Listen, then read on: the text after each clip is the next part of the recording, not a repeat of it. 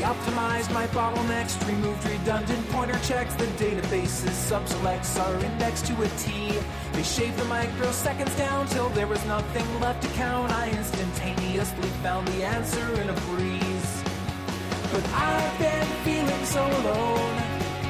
Nobody here is calling from a function or a phone. If I'm dead code, let me die. It's the Monday Morning Show. Today is February 16th, 2015. I'm Ken LaSalle. That's Josh Woodward singing Dead Code. You can find out more about Josh at joshwoodward.com. You can find out more about me at kenlasalle.com. Busy show this morning. We're talking about the press, the environment, backpacking, and, oh, look, there's a new book out this week. So let's all take a very deep breath and get to it. Every year, a group called Reporters Without Borders releases a scoring of the World Press Freedom Index, basically letting us know where our access to information is more or less impeded by things such as our government.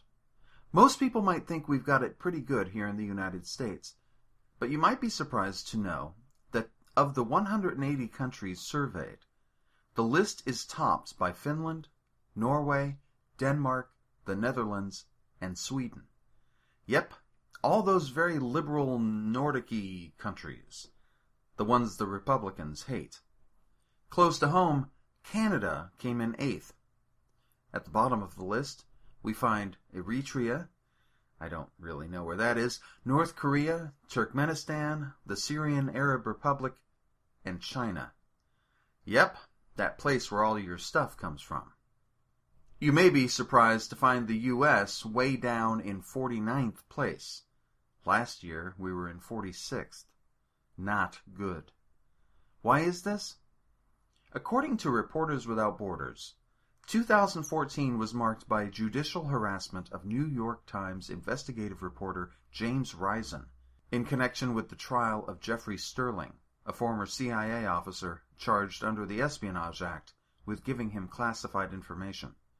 U.S. journalists are still not protected by a federal shield law that would guarantee their right not to name their sources or reveal other confidential information about their work. Meanwhile, at least 15 journalists were arbitrarily arrested during clashes between police and demonstrators protesting against black teenager Michael Brown's fatal shooting by a white police officer in Ferguson, Missouri. Which is to say, we have a long way to go.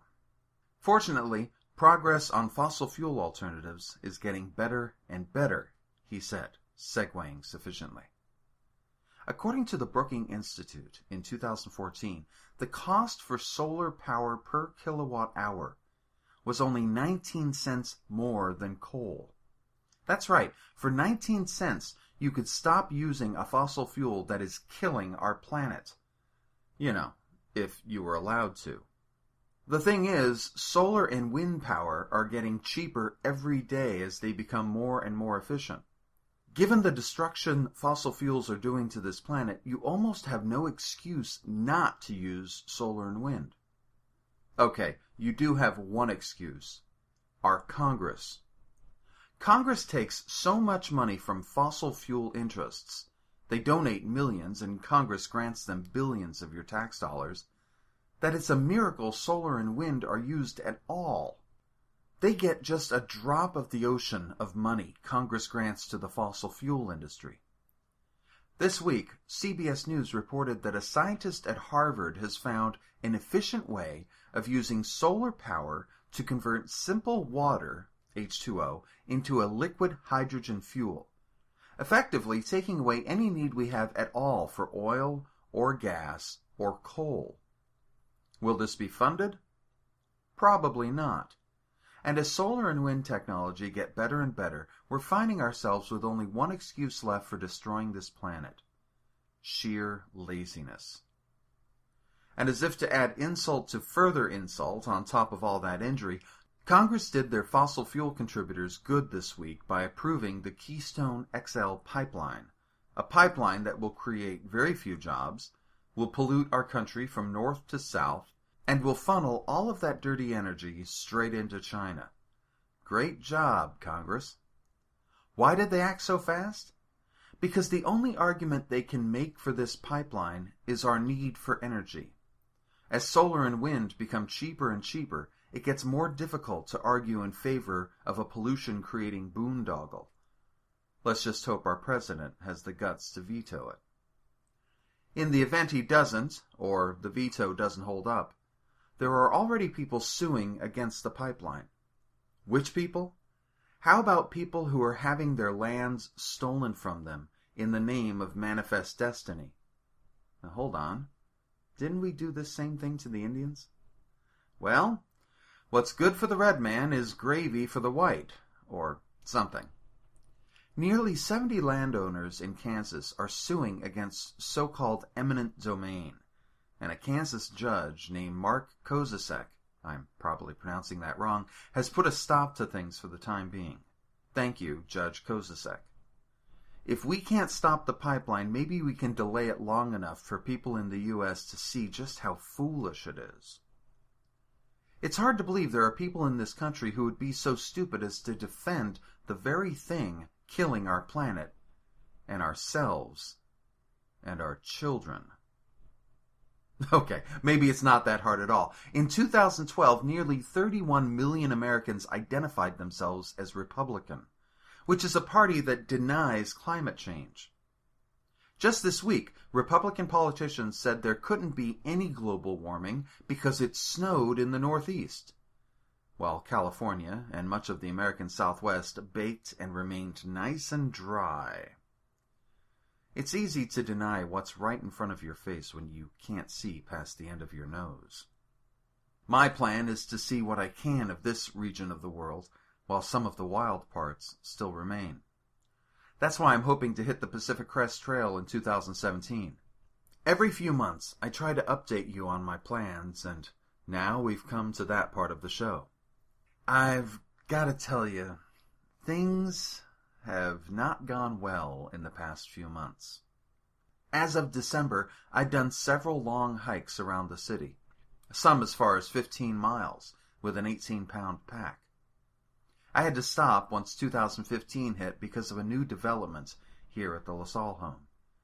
Sadly, our dog Suki, a 14-year-old Shiba Inu, is, 14 years old. Old age hasn't exactly been easy on her, but then when is it easy on anyone? She has balance issues and joint issues. She basically falls down a lot, and, yes, can't get up. If you're wondering what service she uses when she's fallen and can't get up, that would be me. And that means I really can't leave the house for long stretches at a time when my wife's at work, which means I've had to stop hiking. Oh, I'm still trying to get in better shape. I have an exercise regimen, and I've been jogging 6 miles every other day or so with a 5-pound pack on. My plan is to jog further and make this pack heavier as I get closer to 2017. Then, this weekend, I had a chance to take my first hike in 2015. I woke up early because the weather out here has been hot, as usual. I put on my hiking clothes, put on my hiking socks, put on my boots, and, you're not going to believe this. My size 14 boots were too tight. I could feel it when I stood up. I didn't even have to walk. It was crazy. You see, what happens when you hike for long distances, let's say 13, 14, or 15 miles or so, is that your feet spread out. They get bigger. And that's just what mine did. I had to return my boots, which were only about 6 months old, to REI. REI has a great return policy, and yes, you can consider that a plug. They let me return my boots for a new pair of size 15s, and the size 15s, I kid you not, they look like clown shoes. No kidding, I hate having big feet. My only hope is that they give me better traction. I was also at REI to return the tent my wife had bought me for Christmas. I had been sure that, given my generous size, let's say, I was going to be too big for a single-man tent. I had her buy me a two-man tent. But once we set it up, I realized that the two-man was actually too big. This is good because I want my backpack as light as I can make it, and a one-man tent is much lighter. Slowly, I'm figuring things out. In a few months, or sooner, I'll be going on my first overnight backpacking trip. I'll begin testing my gear, finding out what I need and don't need. My hope is that by starting early, I'll be ready when the day comes to start the PCT, just 2 years and about a month from now. And while we're talking about the Earth, what we're doing to it, and where we're going, yes, that's a very generous segue, let's go to the cool thing for the week. It shouldn't surprise anyone that this week goes to Elon Musk, not the cologne, and Tesla Motors, where they're working on new battery technology that will not only help store energy for homes, as more and more homes switch to solar, but will also help utilities function more efficiently. Consider this. Our power grid in the U.S. is based on some pretty old technology, most of which originated in the 1880s. Anything we can do to help create a more efficient, safer, and more flexible power grid, the better off we're going to be. 100 years ago, nobody considered that someone's home might one day send power back to the grid. The idea was unthinkable. But Tesla Motors could have this new generation of batteries in production in about 6 months. We need better batteries. Batteries that last longer, that pollute less, that don't turn our clean fuel into a dirty mess.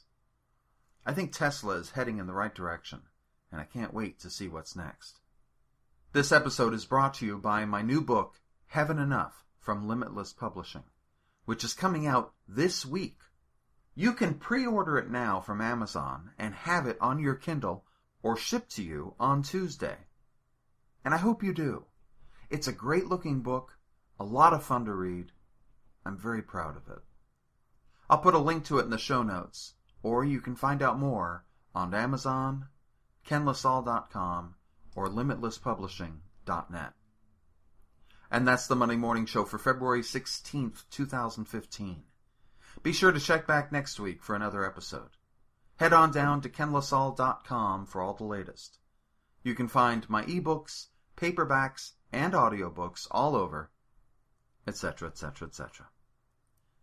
You have yourself a terrific week. Be good to yourself. Be kind to others. Let's make this world a better place. Nobody here has called me from a function or a phone. If I'm dead, code, let me die, 'cause I'm only wasting memory alive. If I'm dead, code, wipe the drive, 'cause I'd rather be a memory than a ghost who's still alive.